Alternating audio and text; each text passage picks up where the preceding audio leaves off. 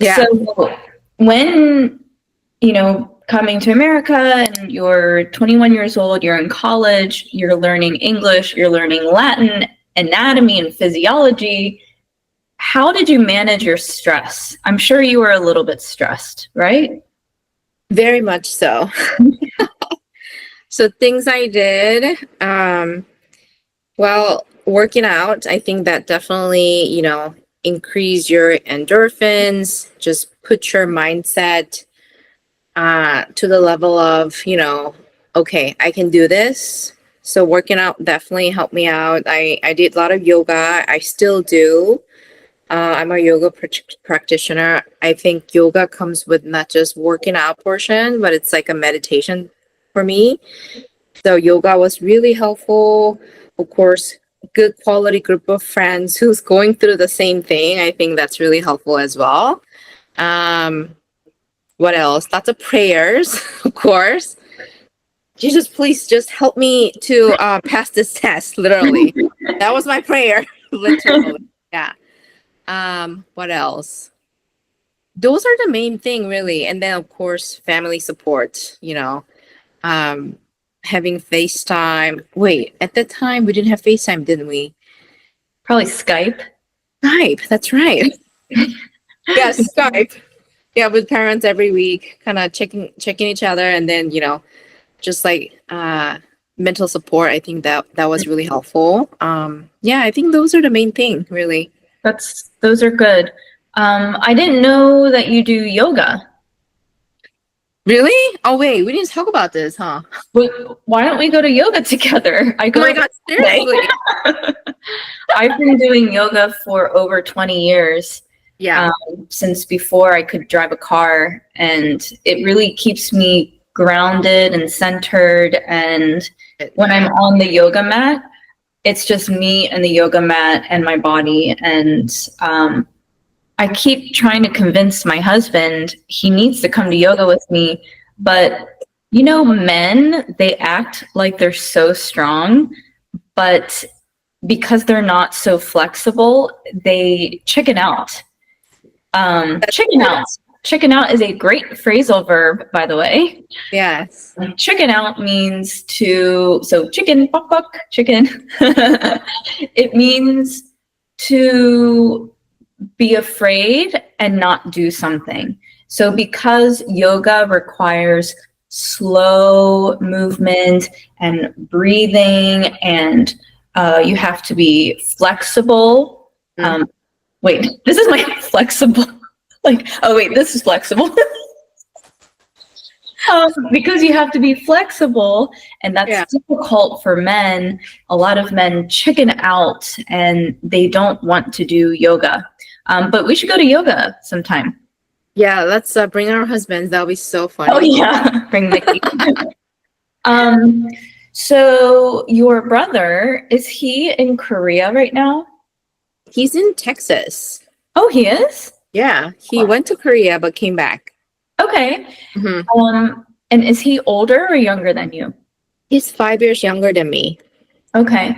And was learning English for him, do you know if it was easier because he was younger? In a sense, yes. Because I was 5 years older and I was kind of stuck in my own ways.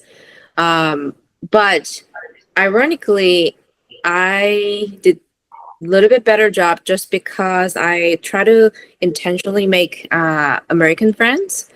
And he enjoyed his, Korean friends, Korean international friend, and they usually talk in Korean. Versus I intentionally created the American friendship. That way I can learn how to converse in English a little bit faster. And then that really helped me out. Because also we went to like a Korean church, and then we usually speak in Korean and spoke in Korean. And so I try to, outside of any church, environment, I try to make different environments. That way I can really speak English faster. So that worked out for me. Yeah. But for him, it took a little bit longer. Yeah.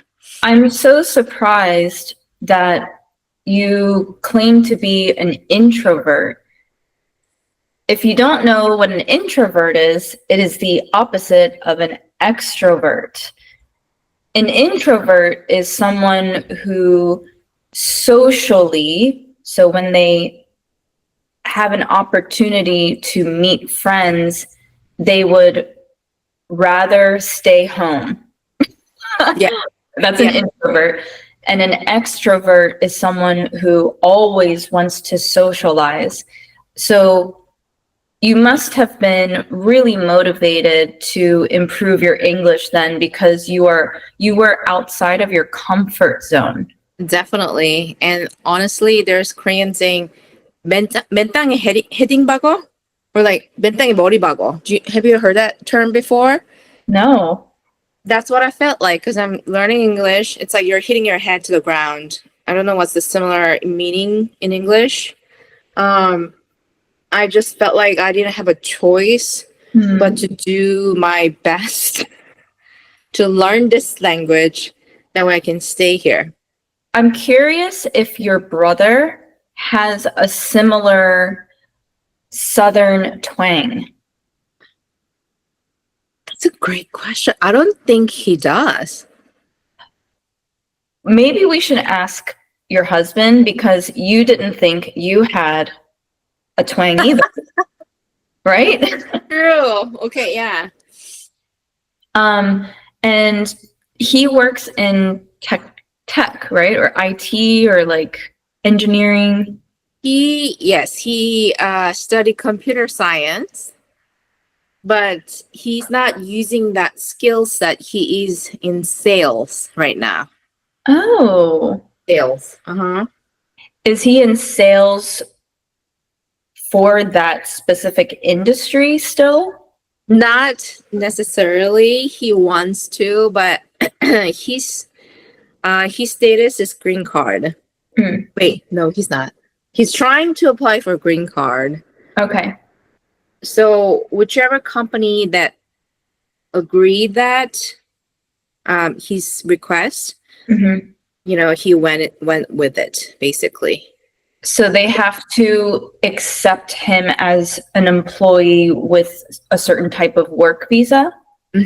Yes. Okay. Yeah. I'm sure a lot of my subscribers are curious about the work visa process.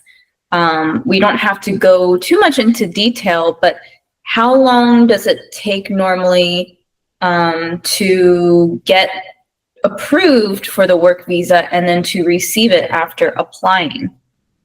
Ooh.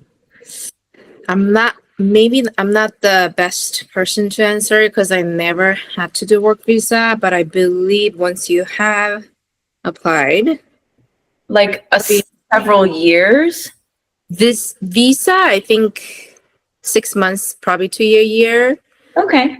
But green card, yeah, a few years. Yeah, green card, I know.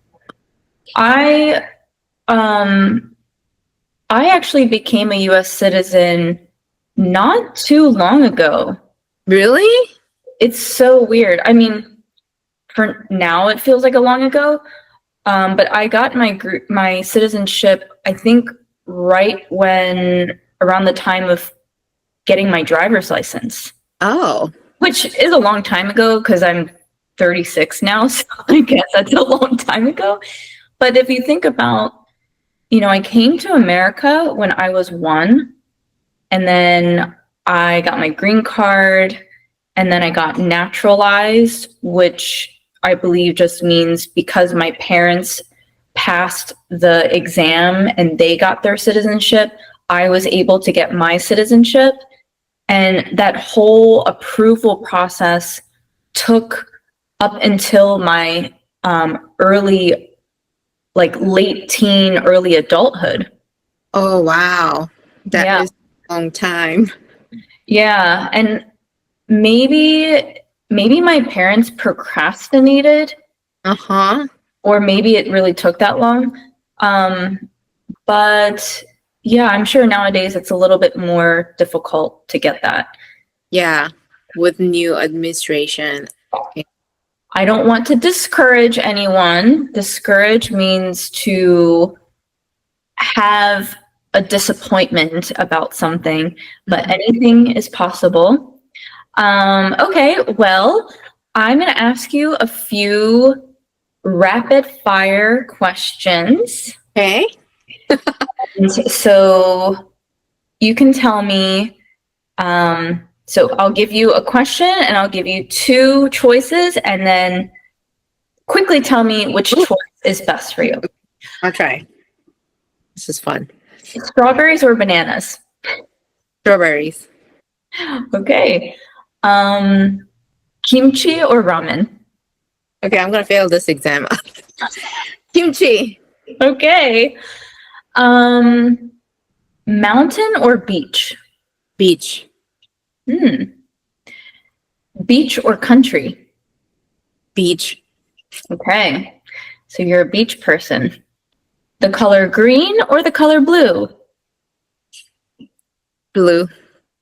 Okay. I've learned so much about you. Ooh.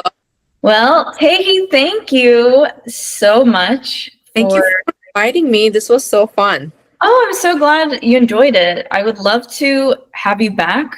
I'm sure my audience loves this conversation.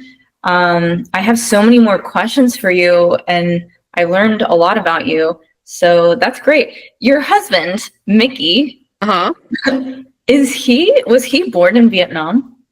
No, he's born in Oklahoma. Okay. US. Yeah. Okay. Then I guess he's not the right person to interview because I was thinking he could be next.